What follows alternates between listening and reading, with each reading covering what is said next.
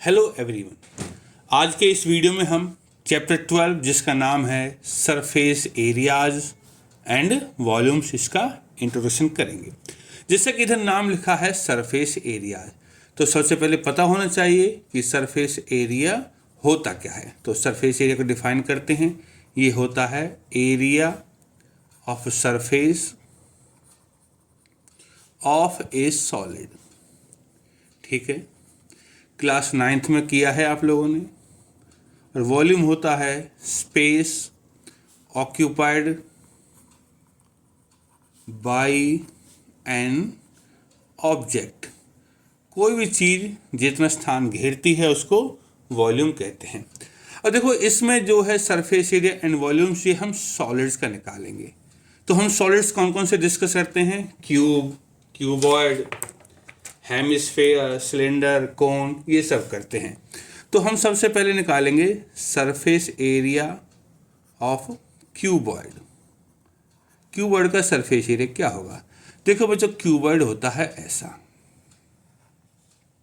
ये शेप होती है क्यूबॉइड की। इसमें लेंथ होती है, ये ब्रेड्थ, ये हाइट। तो सरफेस एरिया क्या होता है? सरफेस एरिया का फॉर्मूला है 2LB प्लस में BH प्लस में LH। सरफेस एरिया को हम टोटल सरफेस एरिया भी कह सकते हैं। दोनों का मीनिंग सेम होता है, सरफेस एरिया और टोटल सरफेस एरिया। अब होता है इसका लेटरल सरफेस एरिया। लेटरल मतलब साइड से, और दूसरे शब्दों में इसको हम कह सकते हैं एरिया ऑफ 4 वॉल्स, चारों दीवारों का एरिया। तो चारों दीवारों में जो बेस होता है यहाँ जो होगा वो माइनस हो जाएगा, और ऊपर वाला टॉप भी माइनस हो जाएगा। तो बचता है 2 इंटू L प्लस में B इंटू H। ये है एरिया ऑफ 4 वॉल्स। और इसकी वॉल्यूम भी निकाल लेते हैं।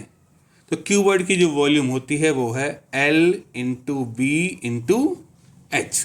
तो ये तो रहे क्यूबॉइड के फॉर्मूले हैं हमारे।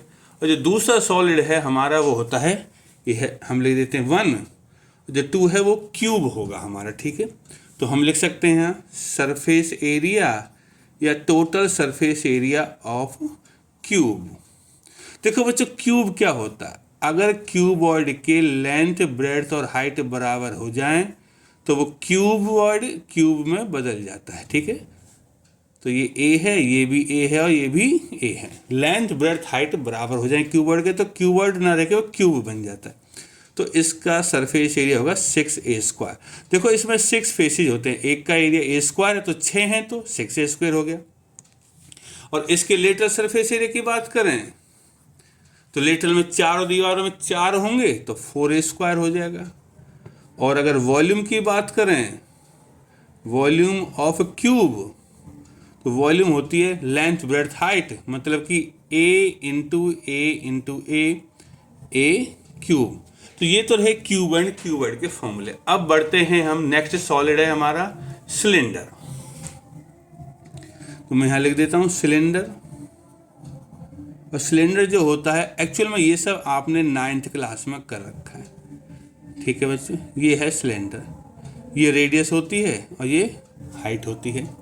तो इसमें जो टोटल सरफेस एरिया या सरफेस एरिया होता है, ये फॉर्मूला होता है 2πr H प्लस में R। इसका कर्व सरफेस एरिया होता है, जो घुमावदार होता है, ये कर्व सरफेस एरिया होता है 2πRH।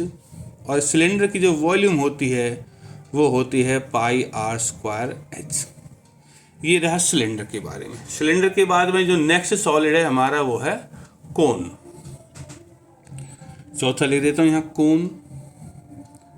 कोन बच्चों इस तरह का सॉलिड होता है, ये है कोन हमारा। ये रेडियस है, ये हाइट है हमारी, और इसको बोलते हैं स्लांट हाइट। तो सबसे पहले बच्चों इनके बीच में रिलेशन होता है। देखो यहाँ से मैं इसको ज्वाइन कर देता हूँ, तो ये रेडियस है, ये हाइट है, ये स्लांट हाइट है, तो राइट एंगल ट्राइंगल है। तो इसमें तीनों के बीच में रिलेशन क्या होती है कि L² होता है H² प्लस में R²। ये याद रखना बच्चों। ठीक है, इसके बाद इसका अगर मैं टोटल सरफेस एरिया निकालूँ तो टोटल सरफेस एरिया होता πRL प्लस में πr²।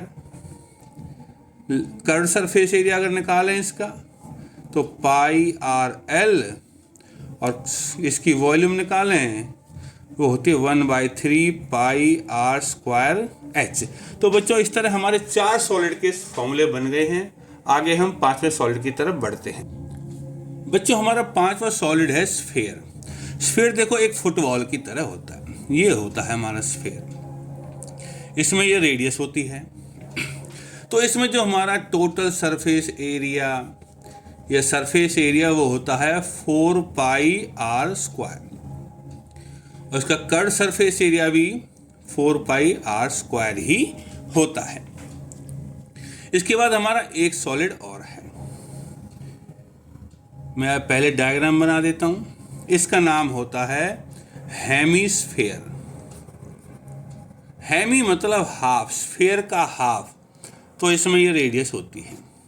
तो इसका जो टोटल सरफेस एरिया कितना होता है, यहाँ एक चीज़ भूल गया कि वॉल्यूम होती है इसकी 4/3 पाई आर क्यूब। चलिए, हेमिस्फीयर का टोटल सरफेस एरिया होता है 3 पाई आर स्क्वायर। देखो ये आधा हिस्सा है इसका, तो 2 पाई आर स्क्वायर हो गया, और ऊपर एक सर्कल होगा तो 3 पाई आर स्क्वायर, और कर्व सरफेस एरिया इसका 2 पाई आर स्क्वायर होता है। और इसकी वॉल्यूम की बात करें तो वॉल्यूम देखो, स्फीयर की वॉल्यूम 4/3 है, तो हेमी है, आधा है, तो 2/3 पाई आर क्यूब हो जाएगी। बच्चों ये फॉर्मूला तो इंडिविजुअल फॉर्मूला थे सॉलिड्स के। क्वेश्चंस अलग तरीके के हैं, हमारे क्वेश्चन से 2 तरीके के आते हैं इसमें। तो एक है type 1, volume of combination of solids. एक तो पूछे जाते हैं वॉल्यूम के, ठीक है, और जो दूसरी टाइप में पूछे जाते हैं surface area of combination of solids. 2 exercise हैं, एक सरफेस एरिया के ऊपर है और एक वॉल्यूम के ऊपर है। अब कॉम्बिनेशन कैसे होगा? कॉम्बिनेशन में 2 सॉलिड्स, कॉम्बिनेशन ऑफ सॉलिड 2 भी हो सकते हैं, 3 भी हो सकते हैं। जैसे एक एग्जाम्पल देता हूं मैं, ये है हेमिस्फीयर के ऊपर कोन है, ठीक है, ये रेडियस r है दोनों की, इसकी हाइट h है। तो अगर मैं इसका वॉल्यूम निकालूं तो मैं क्या लिखूंगा? देखो वॉल्यूम दोनों की सेपरेट सेपरेट होगी, वॉल्यूम कॉम्बिनेशन में सेपरेट सेपरेट काम करती है, तो क्या लिखेंगे हम? वॉल्यूम ऑफ कोन प्लस में वॉल्यूम ऑफ हेमिस्फीयर। ये वॉल्यूम निकालना आसान है। और अगर मैं इसमें सरफेस एरिया ऑफ सॉलिड लिखूं तो हम ये नहीं लिख सकते कि surface area of cone plus surface area of hemisphere, नहीं। कोन का कौन सा पार्ट विजिबल है? देखो कोन का जो पार्ट विजिबल है इसमें वो सिर्फ ये है, ये हिस्सा कोन का, तो ये है हमारा CSA, तो इसमें लिखेंगे CSA ऑफ कोन। यही चीज दिख रही है सरफेस में, यही है, और सरफेस में क्या है? ये वाला हिस्सा CSA ऑफ हेमिस्फीयर। दोनों में फर्क है बच्चों। वॉल्यूम में दोनों सॉलिड्स की वॉल्यूम को सीधा जोड़ दिया जाता है, लेकिन सरफेस एरिया निकालते वक्त दोनों के सरफेस एरिया को नहीं जोड़ा जाएगा, क्योंकि अगर 2 सॉलिड्स को हम ज्वाइंट करते हैं तो यहाँ जहाँ ये लगाया है इसके बीच का जो सर्कल है वो गायब है। तो कोन का सरफेस एरिया नहीं लिख सकता मैं, क्योंकि ये वाला हिस्सा मुझे विजिबल नहीं है, मुझे तो सिर्फ ये CS से विजिबल है। तो सरफेस एरिया निकालते वक्त बड़ा ध्यान रखना है आपको कि कौन सा हिस्सा विजिबल है वो ही निकालना है, इससे ज़्यादा कुछ नहीं।